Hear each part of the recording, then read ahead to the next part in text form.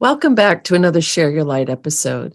And as I've said many times, I absolutely love doing these episodes because it's a chance for you to meet someone else in our community of listeners who is truly stepping into their power, their light, their purpose. They're following the muse. They're realizing that they've connected with what makes them unique and special to share with other people. And today we have this incredible writer with us, Kristin Kozlowski.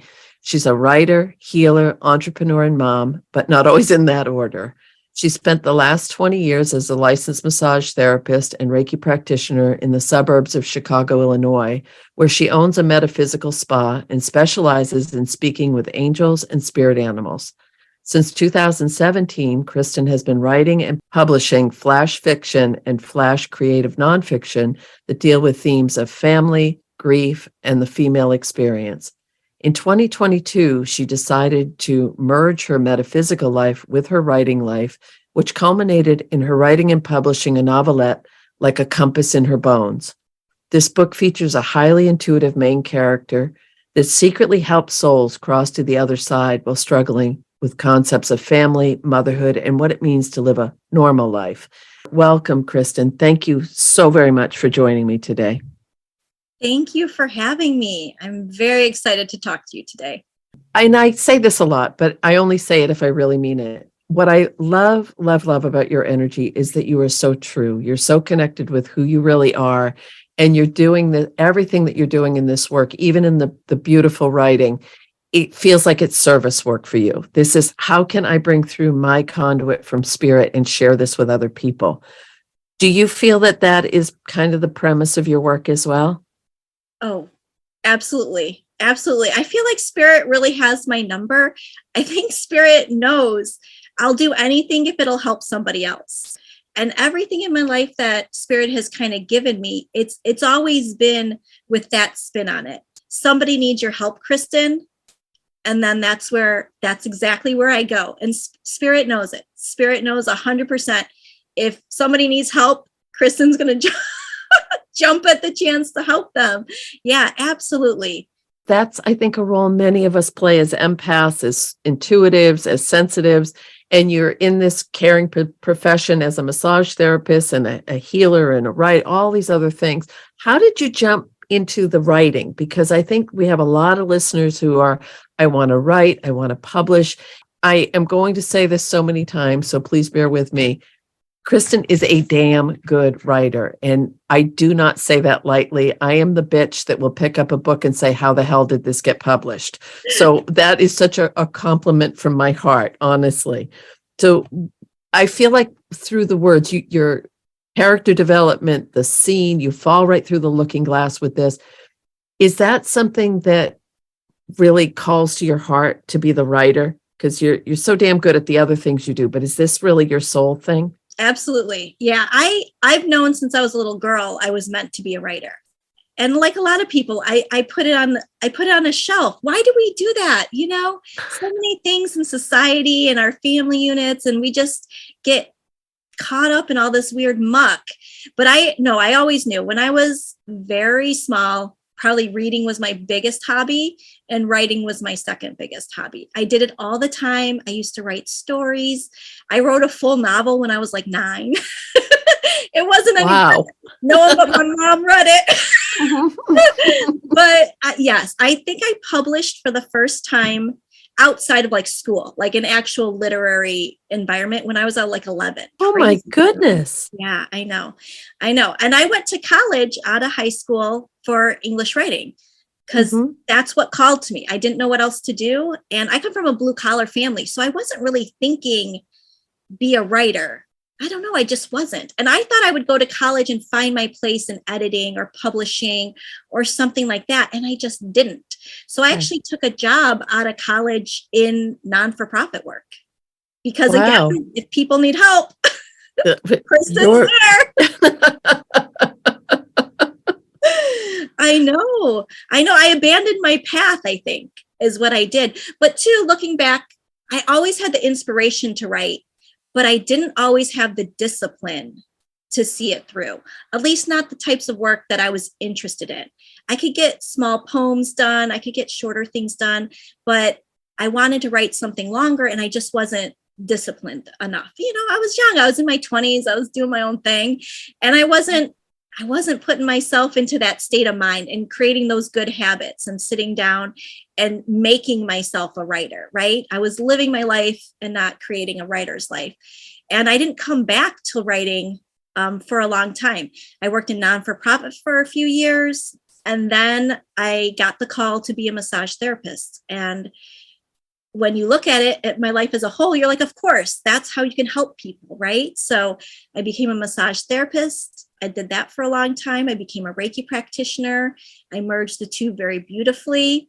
And right about when I was becoming a Reiki practitioner, as with a lot of people who kind of get attuned into that energy, my natural intuition just started blossoming. And that just made me really good at my job because when you're a massage therapist and a Reiki practitioner, you're already in a focused state. You're already setting the intention to help somebody in a very organic way. You're already in a very fluid and calm environment, right? And so my intuition just started really developing. Other entities started coming into my Reiki sessions, even my massage sessions, to help, because I was setting this really strong intention of let me help this person in any way that I can. And so I started using these intuitive abilities and I just started kind of finding my way that way. And it wasn't until about 2017 that I came back to writing and said, no, Kristin, I'd always kept it up, but never very focused. I said, no, Kristin, now's the time. You have to figure this out.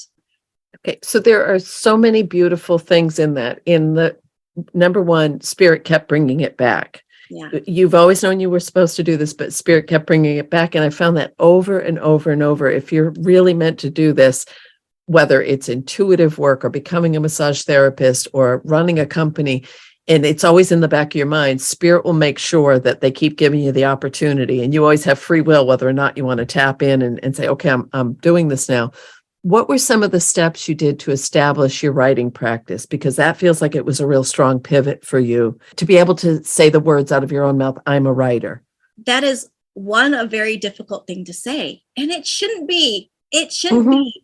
But for so many of us, it is. To speak the truest sentence that's in your heart can be the hardest thing you'll do your entire life. And it was very difficult. I think the pivot for me, 2017, and we've talked about this. I was listening to an episode of Enlightened Empaths, and you quoted somebody, and I can't even tell you who you quoted, yeah. But I could paraphrase what you said. And you said that prayer is talking to God and meditation is listening to God. Mm-hmm. And I thought right at that second, it hit me in my heart in a way that it does only when Spirit talks directly to you. And I knew in that second that I wanted to be a good listener of God. So I started meditating. Yeah. But I had 3 kids. I had a husband. I had a career. I didn't feel like I had time to meditate. So I started with 3 minutes a day, right? And usually on my lunch break, because I could cut my eating time a little bit, meditation, when I didn't think I could cut anything else. Mm-hmm. So that was the start of it, because it was the start of me carving out little sections in my life to make a space for myself, for my path, for my purpose. And so right about that time, I started meditating every day and I started writing every day. And that meant figuring out what was a good time to write. And I tricked myself for a long time and tried to say, after the kids go to bed, that's when I'm gonna write. Such a terrible idea. Why do you think that? So if you're out there and you want to be a writer and you're not achieving your goals, see if you can switch up the time that you write, because I'm not a morning person. But wouldn't you know, if I wake up at 5:45, climb out of bed and immediately start writing, it is hands down better than anything I could write at 10 o'clock at night, for sure.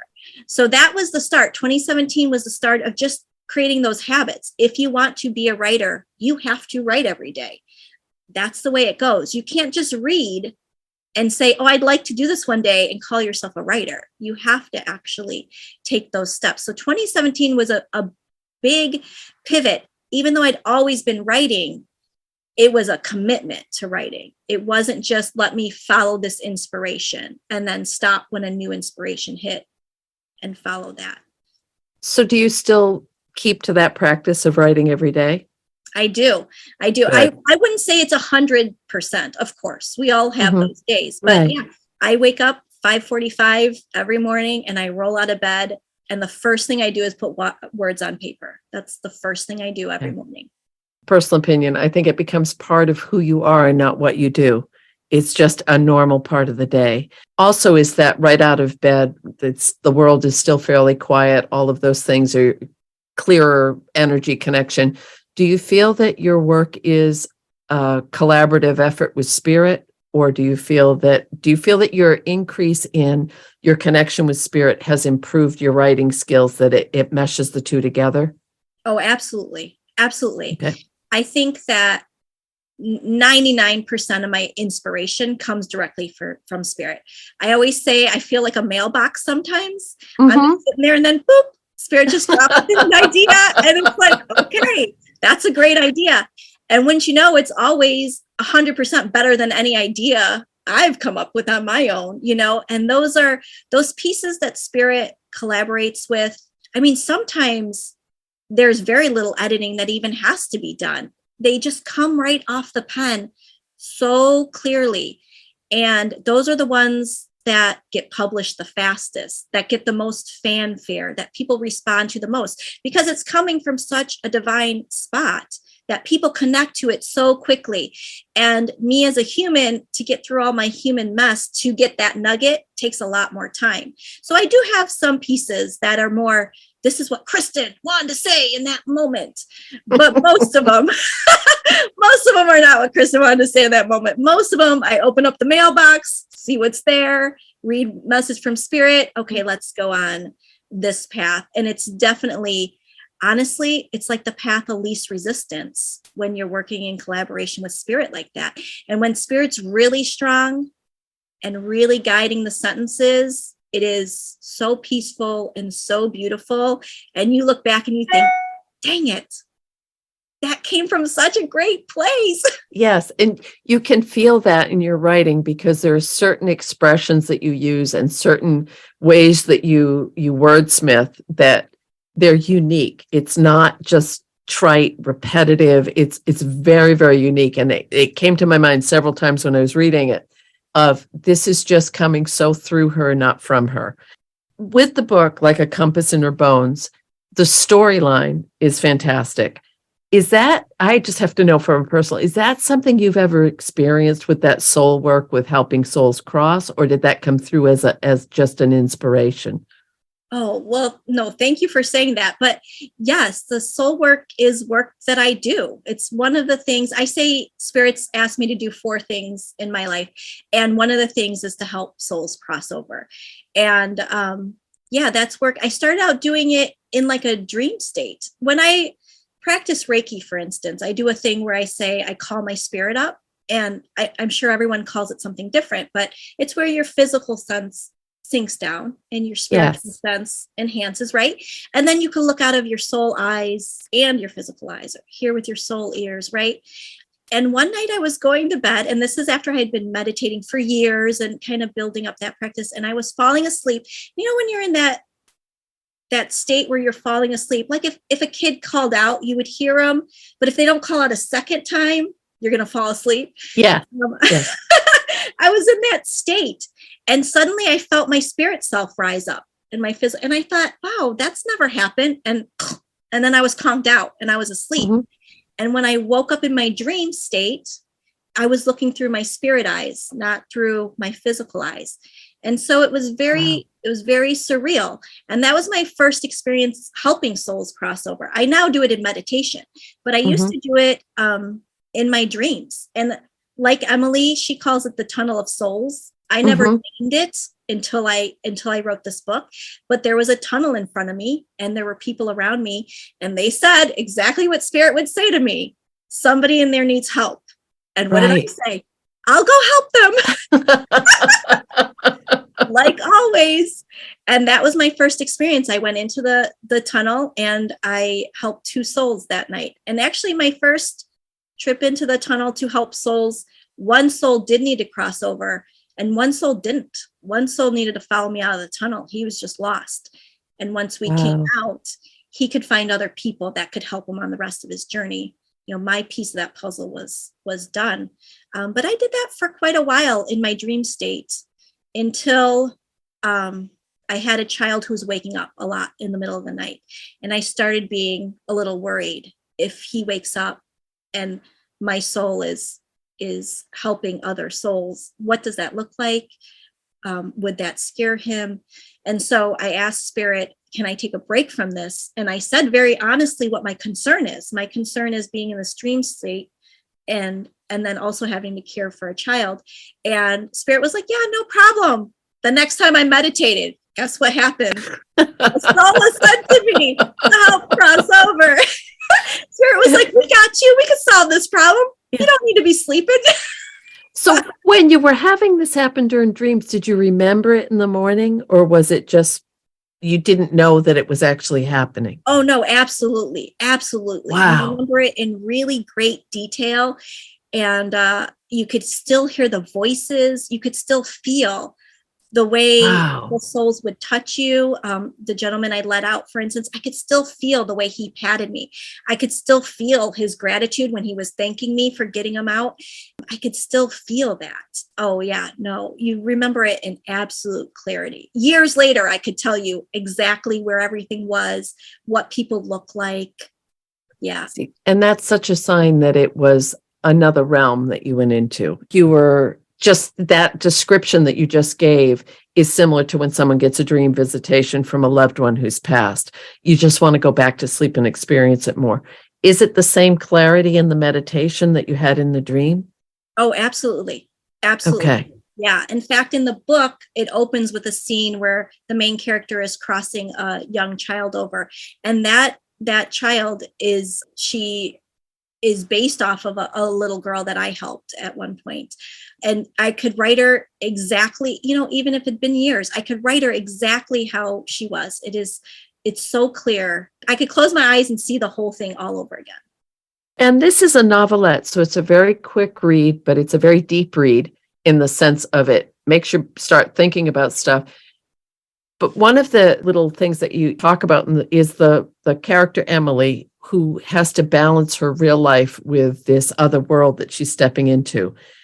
When you're doing that level of soul work, do you find an odd shift in the balance of your regular everyday life of, I have to get the kids' lunch ready for school, or I have to make sure I get the oil changed in my car, or, just those everyday normal things that we do? I think it can be difficult to balance everything in your life. And I think if you're an intuitive and you're doing intuitive work, it's one more thing you have to learn to balance. I agree. When I first started, it was hard to come back from that state because I liked it so much. And I was learning so quickly and I loved it. And I was almost like resentful that I had to get the oil changed. Yeah. But I'm much better with it now. As your intuition grows and as you start melding it with the rest of your life, there isn't such a delineating line like there is for Emily in here. She very much is keeping part of it secret and living her other life. And I did that for a while too. I was working as an intuitive, but I was writing as a normal girl, right? And there was definitely a shift when I decided to meld the two and say, no, Kristin, you need to start writing about the metaphysical world that you love, that you inhabit, that you work in. Why are you separating the two? And so the more I meld the two worlds, the easier it is, because there's not such a strong line. You start realizing you can treat everyone with your spirit eyes the way you would treat your Reiki client. You don't have to bounce back and forth as much as you maybe thought you had to. It's a really, really important point because it becomes who you are and not what you do. And it emanates into all areas of your life. But if you are doing both, where you have an intuitive practice, but then a corporate job, and you have to have that division, personally, I think that eventually the two roads meld together beautifully. Those rivers converge and we say, okay, I am going to integrate these parts of my life, because don't you find that it just gets so strong that you can't ignore it anymore? that it's just like, okay, are you going to do this or not? Step up, it's time. And I feel like that's what happened to you with the writing getting stronger, the character, because this feels like you're writing about a dear friend. It feels like you're telling someone's story that you experienced with them. Is that the basis of a lot of your writing now, is the metaphysical stuff more so than, or is it everything? Oh, no, absolutely. Absolutely. Okay. When I turned that corner, I was like, you know what? There's no going back. I don't know why I would write a character if they weren't also an intuitive. When you think about what people say to writers, what's the first thing they say? They say, write about what you know, right? True. Why wouldn't I write about that, right? So now that door has been open. There's no locking it anymore. Do you find that you get a lot of people that are drawn to your work that may not be familiar with this world? And they respond differently, right? So some people look at the novelette and they'll talk about the intuitive portions of it, right? And they'll talk about the crossing of souls over and how does that work? And is that something you've done? Obviously, that's something you can pick up on. But other people will look at Emily as a mom. Right. And they'll look at her relationship with her son, and that's what they'll talk about. And other people will look at her relationship with her husband or her mother-in-law, and they'll see the secrets in their families, and they'll talk about familial secrets and things like that. So it touches people in different ways. And I also secretly keep a log of who cries when they read the novelette and who didn't, because I think, did you? Cried.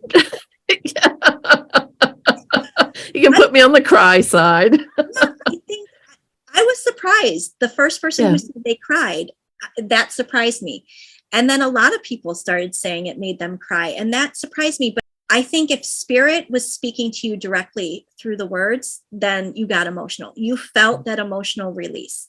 And some people just aren't there yet, but they can appreciate other parts of the book, and hopefully they'll come back to it one day and be at a different state. You know, everyone's in a different position on their journey. So and the part that really tugged at my heartstrings was her childhood, and how, because there is this underlying theme in the book of the trauma, the grief, the very unique lifestyle. I don't want to give away the whole story, but I thought of, again, so indicative of many people that do really intense healing work or soul work or transitional work. They've had trauma, grief, loss. They've had situations in their life that they've had to overcome.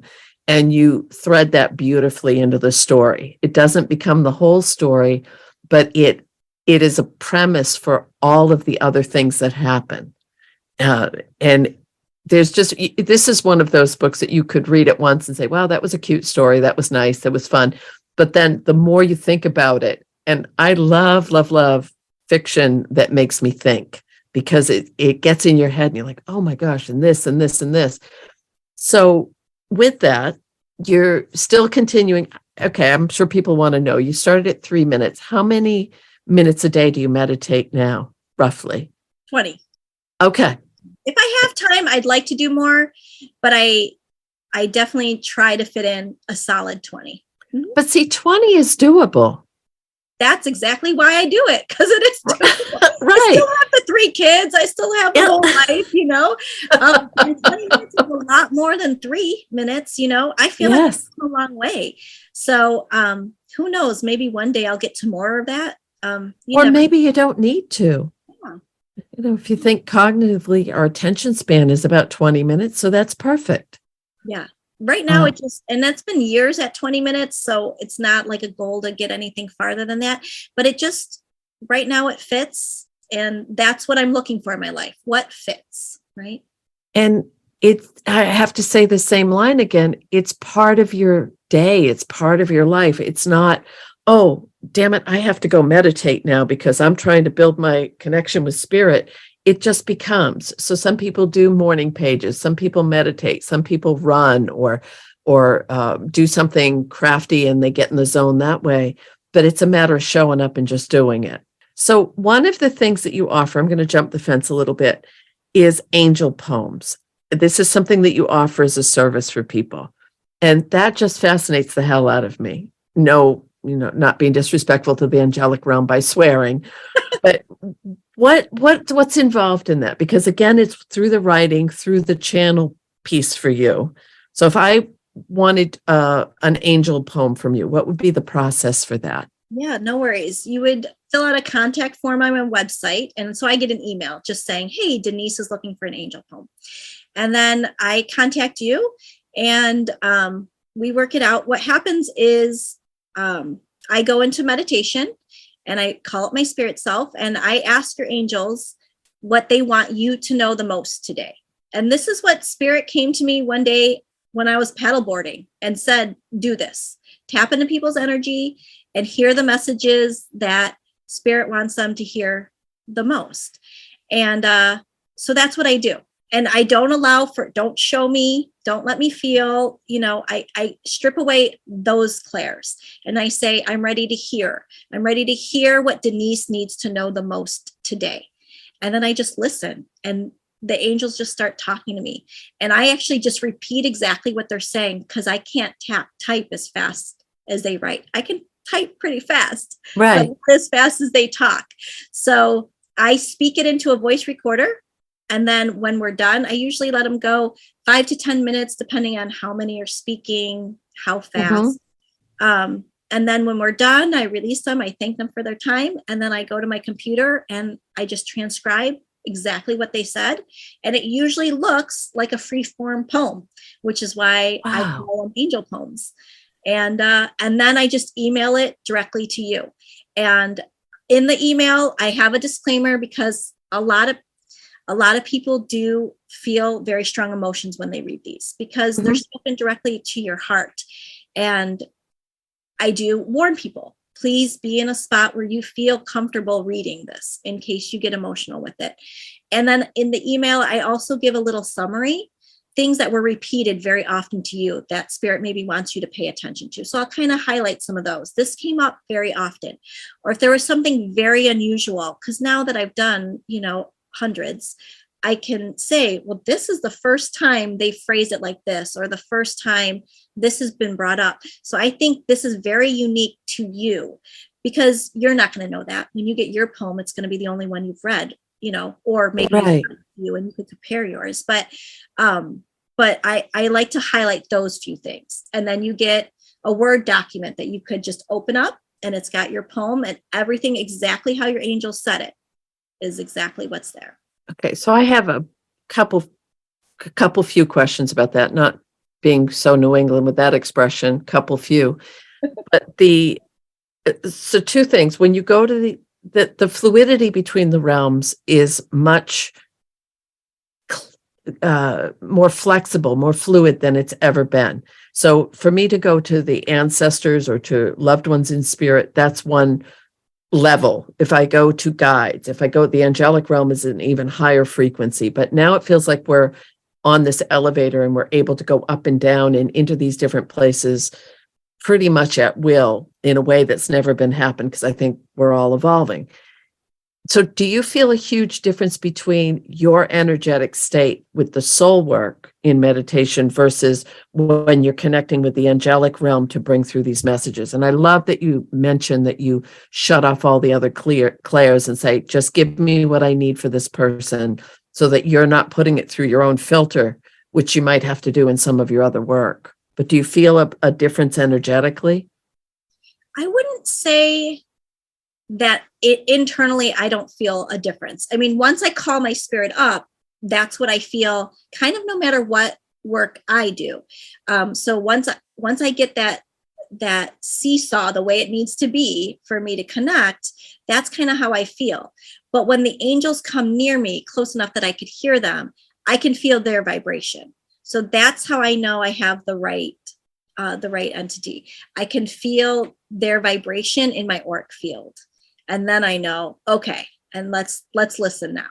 Now I gotcha. Let's listen. And then we'll step away. Okay. So you said a couple times that the angel's for Denise. So are you connecting with an angel specifically with my energy, or are you going to a team of angels and bringing through a more, okay, well, Raphael is here and Metatron's, or is it specific to the individual? Yeah. So for these poems specifically, I go directly to your energy and get your angels. And I Nice. ask for your angels to speak to me. So the angels that are in charge of Denise, please tell me what she needs to know. Mm-hmm. When the world is in turmoil, does it seem that there's a correlation between that collective energy that we all need to hear and what the individual needs to hear? Well, that's a very good question. So when I speak to angels about the collective and what do we need to hear, it sounds very different than when I'm talking to an individual's angels about the individual. I can say that one thing that I get a lot for the collective and that I get a lot for people individually that is the same or very similar has to do with the way we treat people, right? So when I'm talking for you specifically, they will tell me specific directions for you, things they see in your heart, if you're grieving, if you're focused on something. But when they talk about how we treat other people, and a lot of times what they say is, let it go. It's not your place. Once in a while, they will say, take up arms against this person or this thing, right? So once in a while, they will say that. But a lot of times they'll say, we are dealing with this. Please let it go.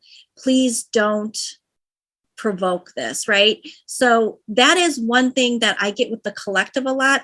And that's one thing that will come through in people's personal homes as well. Somebody is doing this to you, but now is not the time to deal with them, or we are dealing with them shortly. Just have patience.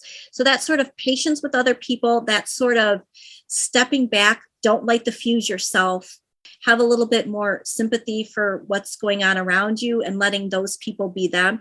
That sometimes they say step away, definitely. Sometimes they say step away. You don't need those people in your life, but very seldom do they say light that fire. And I think as humans, we like to light that fire a little bit. Yes. So that's, I think, a correlation that I see between the collective and the individual experience is how spirit wants us to treat the people around us, right? With a little bit more dignity, patience, understanding. I love, love, love that answer. And that's one of the things that I know that the world is upside down right now, but I, in my heart, feel like everything we're going through is to bring us all together as human beings on the planet in unity. I really believe that. And what you're saying is you're getting that same message from this collective angelic realm or the angelic message for the collective is to see with love, compassion, kindness, understanding, so that we can realize that we are all a species together here on the planet, that it's not us against them, which leads me into my next part of your work with spirit animals, because the animals are, if we get into we're all species, we're all here, we're all part of it, rather than we're separate from. As empaths, many of us have that connection with the animal world, but how is your connection with spirit animals connect in with all your other work as well? Like, is that another subset of what you do, or is it part of your whole picture? Oh, I think everything's a part of my whole picture at this point. I wouldn't know how to separate stuff if I tried. The spirit animals started coming through during Reiki sessions. And just like any other entity, I might see an angel come through, I might see a guide come through. And then one day, an animal just walked in. And I can remember my first spirit animal that ever came in a session was a black panther. And when you're surrounded, when you're in the room with a predatory animal, I don't care if it's in spirit form or not, you know it. You feel that energy. You pause for a minute. Let this predator take control of this room for a second and make sure he knows that I'm here to help and heal and not to provoke. But the animals just walked in one day and they just never left. And so I just started speaking to them like I'd speak to anybody, right? What can you tell me about helping this individual? Is there a message you want to give them? Is there healing that you need to happen here? What is your role in the next part of their journey? And then that's what I would tell the client, right? So this spirit animal came in at this time. That's not your only spirit animal, but this is who is here with you today. And this is why they were here for you today, right? And then it became, clients were just very interested. Like you said, people want to be reminded that we're a part of the natural world. And so people became very interested in that part of their healing session. And so that's when I started breaking it out and said, okay, if you just want me to speak to a spirit animal with still this sort of healing intention in mind, what do you need to know to move forward? What do you need to know about why this animal is with you right now? I can do that for you. So there are 15-minute sessions, because I like to say animals are sprinters, they're not marathoners. They like to get in, they like to get out. They're like, I'm done with you. I already told you what you need to know. They don't, not like the angels, which will give me lots of different aspects of your life. The animals are very focused on an aspect at that time. And it doesn't take long, right? Just 15 minutes and we kind of connect. I tell you what it is. We talk about what the message is, what's going on in your life that maybe that spirit animal is trying to help you with. And you get that nugget of clarity, and then that's it. And that's a really, really good point, because I have done core shamanic practices, and I've taught people how to go and find their power animal, how to work with spirit animals, but there will be different ones throughout your life. So spider shows up a lot when people are trying to be creative or write or something else. You wouldn't think of that as being a spirit animal that would come in, but it's going to fit the need you have at the time. They're true. They don't have an agenda. They don't have ego. They're coming in with that pure energy to say, this person needs strength, or this person needs to know that they need to be a little wary, or they need to use their cognitive ability and outthink this situation, or get crafty. Or do you find that as well, that the animals come in with such a true energy that you feel it differently? I feel the animals different than I do human energy. Oh, absolutely. I think when an animal's in the room with you versus something else, for sure. They're so attracted to our energy at that second, right? So something in us is calling them. And think about how that might block us in our lives. If we're putting out one energy that we're not even conscious of or paying attention to, right? So I do think these spirit animals come through to try to help us shift so we can heal, so we can problem solve, so we can move on, whether we know it or not, right? Which calls it more energetic. So with the angelic realm, you're bringing through the messages that are specific to the person for where they are in their life right now, or whatever they're energetic. So you're reading it's similar to when we do any kind of a reading and we say any, thing that's intuition, divination, psychic is subject to change and free will, because it's always on the energy you're reading right now. And you're doing the same thing when you bring in the animals, as far as this is specific to where that person is in their life. And I think that that's important to delineate with the animals, because people might think, well, I always have my power animal with me. I do think we have a main animal that travels with us, but we're going to have a variety that come through. Do you go into the same type of meditative state to connect with the animals, and it's more about the intention you set going in? Yeah, absolutely. Yeah. To me, it feels fairly similar. They feel different. Like, say, an angel's near me, I know how that feels. An animal, they feel different than, say, an angel. But then I'm not asking to hear as much. I'm looking for the message in any way that you could get it to me, right? So I can clairvoyantly see them fairly well. So I'll see what animal it is, but some of them I can hear clairvoyantly, but some of them I can't, and they feed it to me. That's more like a mediumship session, right? So they're going to feed me the information any way they can, and they won't move on until I get it right. So I have to, try to problem solve and put that puzzle together for them until they give me a little paw up. See you later. Yeah. And I think that's really important for people to hear, is the fact that it's more of a multi-sensory experience dealing with the animals. All this work, you're using your body as a barometer and a compass to say, okay, I'm going to receive, but it's always receiving, and it's always about being of service. Everything you've said, which I admire so, so greatly.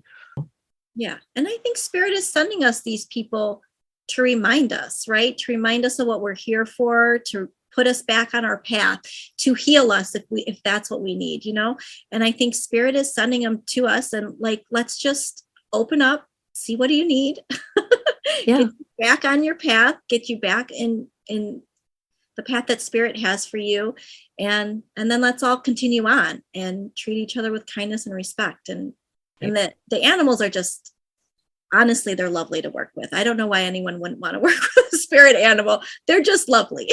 Well, because they're, for me, and maybe it's different for other people, they have that same energy of a 3-year-old. If you ask a 3-year-old a question, they're going to be brutally honest with you.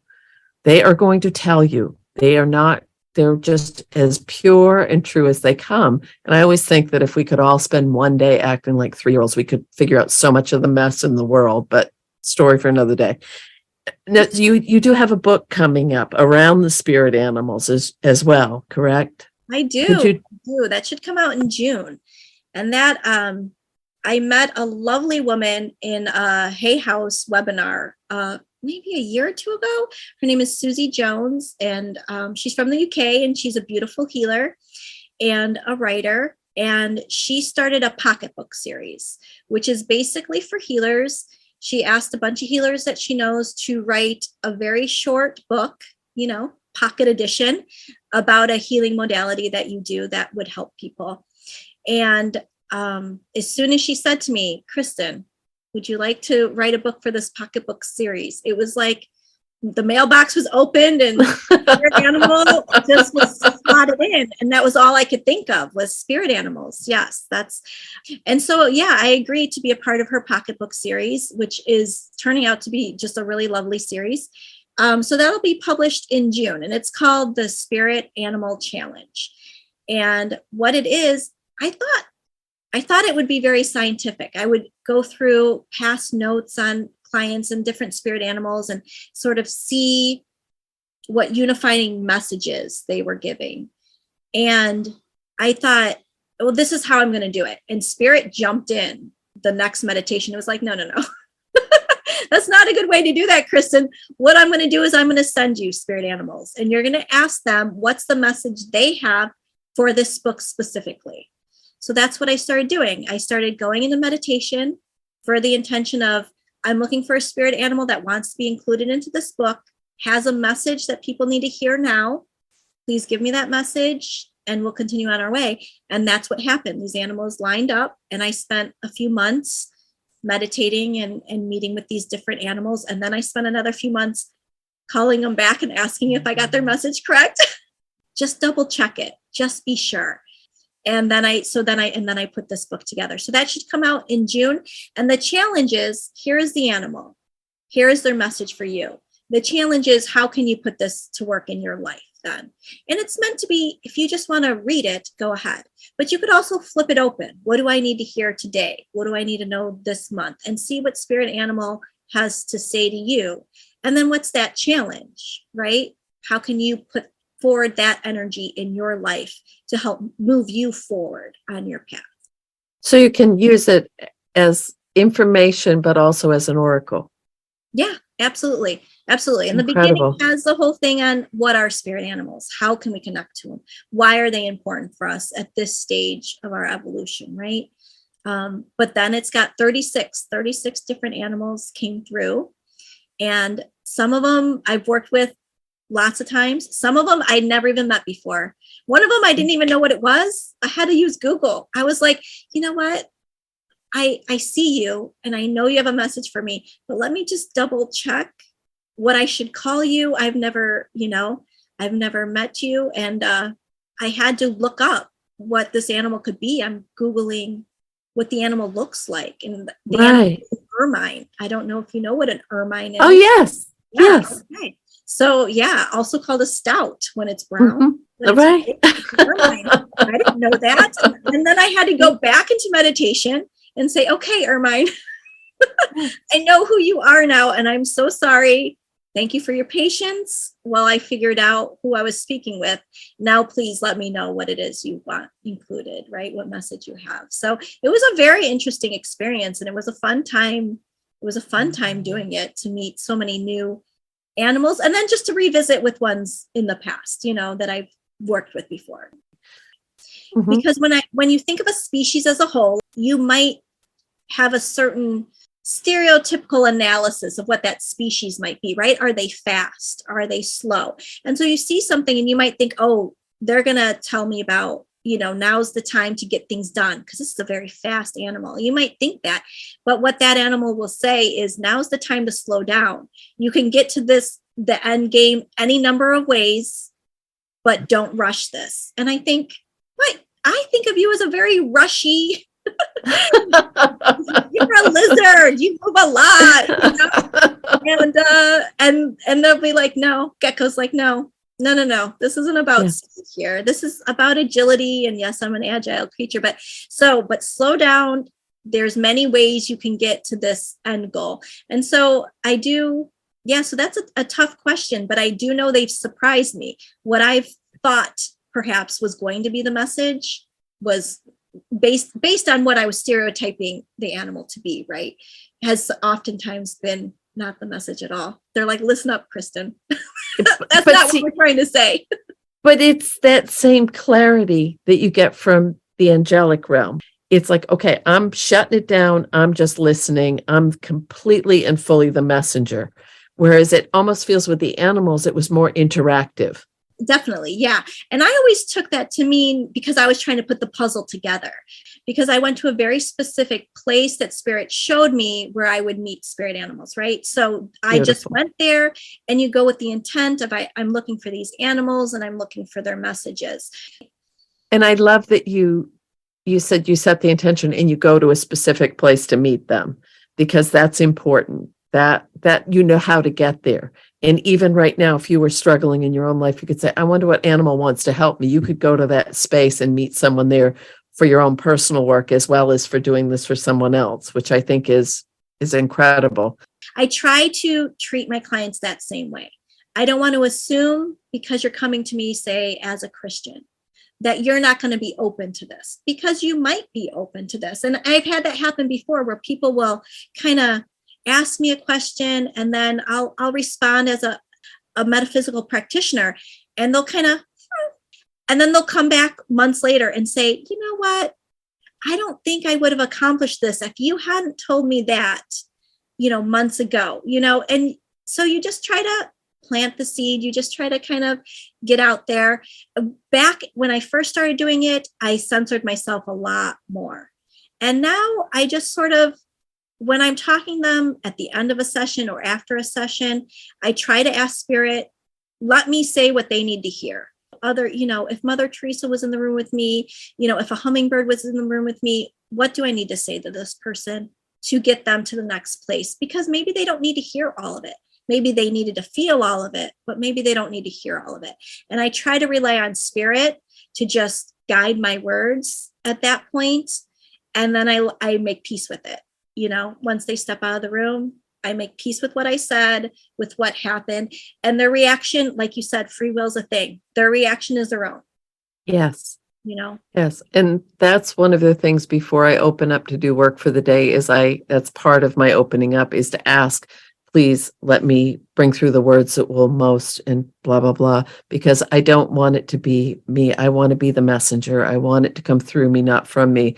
And it sounds like you're exemplifying that beautifully in your writing, in your work with the angel poems, in your work with the spirit animals, in your Reiki and massage practice.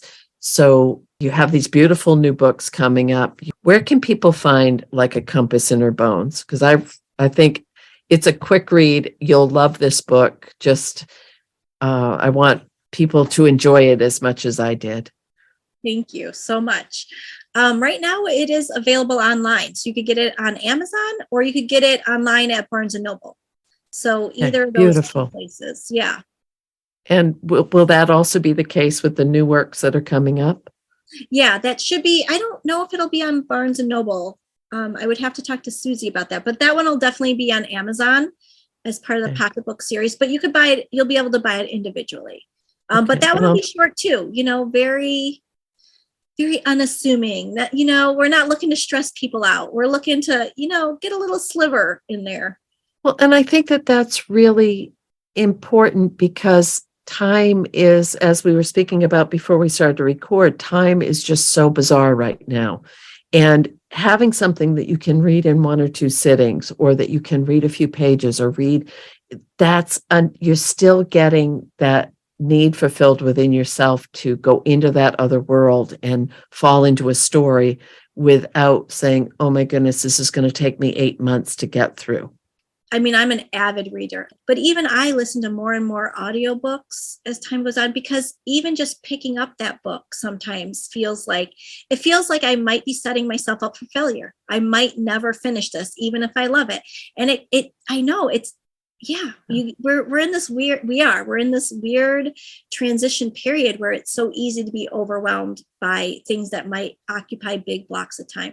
The novelette, I want to say, it's like 80 pages. Yes. Most people can read it in a couple hours. I'm a Yeah. slow reader. It took me 3 hours to read it. Yeah. And I wrote the thing, so I don't know. But other people are saying 2 hours. I'm a slow reader. But 2 to 3 hours and you'll be through it. And then carry on with your life, And where can people find you if they're interested in an angel reading or a spirit animal session, or where can we send them to you? If you're into, if you're looking for anything like that, the angel poems, the spirit animal readings, you could probably go to my website for the metaphysical spa that I own. So that's called Healer Stone. So that's just www.healers, HEALERS, STONE. So there's 2 S's, healersstone.com. And then you just go to my contact page, because otherwise you're going to be scheduling a massage in my personal practice. But for the virtual services, you go to my contact page and then just send me a quick note that says you're looking for an angel poem or you're looking for a spirit animal reading. And you can access me there. If you're on Instagram, I'm at Kristin Koz Writes. So KristinKoz WRITES. So Kristin Koz Writes. And you could get to my link tree there, which then could definitely take you to like my website or the contact page for the angel poems or the spirit animal readings. Is there a separate site devoted to just your writing? Yes, I have a very small in progress website, which is Kristin Kozlowski Writes. Again, WRITES. So Kristin Kozlowski Writes.wordpress.com. So it's a very small WordPress site.